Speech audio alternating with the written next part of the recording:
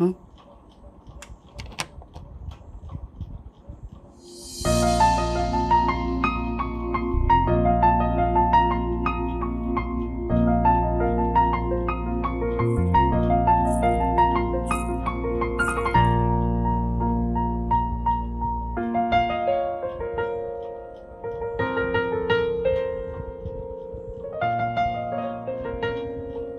உட்காருங்க.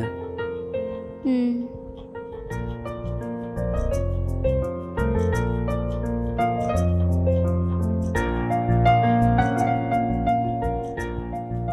சாரி, எனக்கும் இதுக்கும் எந்த சம்மந்தமும் இல்லை. இப்படியெல்லாம் நடக்கும் நான் கொஞ்சம் கூட எதிர்பார்க்கல. 2 மாசமா என் அக்கா கூட பேசிட்டு இருந்தீங்க.